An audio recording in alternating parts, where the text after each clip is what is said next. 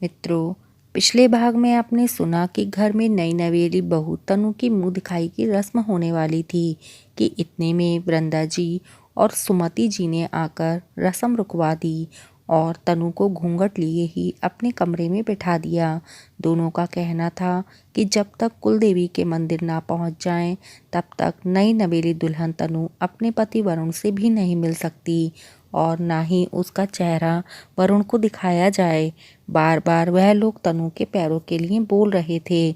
इसीलिए अभी सब लोग कुलदेवी के मंदिर की तरफ जा रहे थे। अब आगे की कहानी सुनिए। कल की बातें याद करके तनु की आंखों में बार बार आंसू आ रहे थे, पर शायद उसके आंसुओं का इन अंधविश्वासियों के सामने कोई मोल नहीं था। आखिर मेरे पैर में ऐसा क्या देख लिया इन लोगों ने जो इतना बड़ा बवंडर बना दिया। रह रह कर बस यही सवाल उसके मन में आ रहे थे। तनु कुछ समझ नहीं पा रही थी। घूंघट से ही अपने दोनों पैरों की तरफ देख रही थी, पर उसे कुछ समझ नहीं आ रहा था। कभी अपने पैर देखती तो कभी वृंदा जी के। इन्हीं लोगों की तरह ही तो मेरे पैर हैं। फिर मेरे पैरों में क्या कमी रह गई जो मैं इतनी अपशगुनी हो गई। कुलदेवी के मंदिर पहुंचने से पहले वरुण को मेरी शक्ल भी नहीं दिखानी। आखिर क्यों? वो तो मुझसे 3-4 बार पहले भी मिल चुका था। एक बार तो मम्मी जी खुद उसके साथ थीं। पर अब क्या हो गया और इस छोटी सी कार में मुझसे चिपक के ही तो बैठा हुआ है। अब क्या उस पर अपशगुन नहीं लग रहा? जितना दिमाग वो लगा सकती थी लगा रही थी, पर जवाब उसे किसी चीज़ का मिल नहीं रहा था। जून की गर्मी में दिमाग भी गर्म होता जा रहा था। ऐसा लग रहा था बस थोड़ी देर में फट पड़ेगा। पर नई नवेली बहू को तो बम की तरह फटने का हक भी नहीं होता। जो जैसा चला आ रहा है बस चला ही आ रहा है। खैर, थोड़ी देर में कुलदेवी के मंदिर पहुंच गए, जिसे देखकर वृंदा जी के मुंह से सबसे पहले यही निकला, भगवान का शुक्र है कि पट बंद नहीं हुए हैं। फिर अपने पति रामेश्वर जी से बोली, अरे जाओ जरा बस में से जीजी को फटाफट लेकर आओ, अब वही बताएंगे कि क्या करना है। रामेश्वर जी फटाफट अपनी पत्नी की बात पर अमल करते हुए बस की तरफ लपके और अपनी बड़ी बहन ज्ञानी की सुमति जी को फटाफट वृंदा जी के पास लेकर आए। जिन्हें देखते ही वृंदा जी बोली, हाँ जीजी, अब बताओ क्या करना है।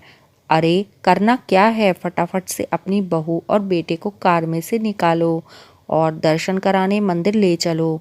याद रखना बेटा आगे खड़ा होना चाहिए और बहू उसके पीछे ही चले।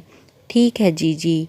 वृंदा जी जैसे सुमति ने कहा था ठीक वैसे ही करने लगीं। आगे आगे वरुण, पीछे पीछे तनु घूंघट लिए हुए कुलदेवी के मंदिर में दर्शन के लिए चलने लगी। साथ में सुमति जी और वृंदा जी भी चल रहे थे, जबकि और रिश्तेदार महिलाएं पीछे मंगल गीत गाते हुए मंदिर में उन लोगों के साथ ही प्रवेश कर रहे थे। मंदिर में प्रवेश करते ही औरतें वहीं कंपाउंड में खड़ी हो गईं। सुमति जी और वृंदा जी कुलदेवी के मंदिर में अंदर चले गए। कुलदेवी के दर्शन के बाद वरुण को तो बाहर कंपाउंड में बिठा दिया गया, जबकि वृंदा जी, सुमति जी और तनु वहीं पंडित जी के पास बैठ गए। इधर उधर की बात कर वृंदा जी सीधे मुद्दे पर आईं और पंडित जी से बोलीं, पंडित जी, माता रानी की कृपा से शादी का सारा काम निर्विघ्न हो गया, किंतु एक समस्या है जिसका समाधान आपको करना है। क्या हुआ बहन जी, बोलिए। इससे पहले कि वृंदा जी कुछ कहती, सुमति जी बोली, अरे ओ बहुरिया, पहले अपने पैर पंडित जी को दिखाना तो। सुमति जी के कहने पर तनु ने खड़े होकर अपने पैर पंडित जी को दिखाए। तनु के पैर दिखाते ही सुमति जी ने बोलना शुरू कर दिया, ये देखो पंडित जी, बहुरिया के पैरों की अंगुलियां तो इसके अंगूठे से बड़ी हैं। आपको तो पता ही है कि ऐसी लड़कियां ससुराल में कहाँ निभा कर पाती हैं। यहाँ तक कि ससुराल में वो अपनी ही चलाती हैं और हमेशा पति को दबा कर रखती हैं। अब हमारा तो एक ही बेटा है, अगर वो भी बहू के कहने पर चलेगा तो भला हमारा क्या होगा। सुमति जी अपनी ही रो में बोलती जा रही थीं। तनु उनकी बातें सुनकर हैरान रह गई। कि भला यह क्या बात हुई, मेरे पैरों की उंगलियां मेरे अंगूठे से बड़ी हैं। इसका मतलब मैं इनके बेटे को वश में कर लूँगी और पूरे परिवार में अपनी चलाऊँगी। हे भगवान, क्या यह सोच है भला। बहू घर में घुसी नहीं कि बेटा हाथ से जाने का डर सताने लगा। अब जिसके पैरों की बनावट ही ऐसी है वह क्या कर सकता है। अरे तुम लोग भी क्या बात कर रही हो, भला ऐसा भी होता है क्या।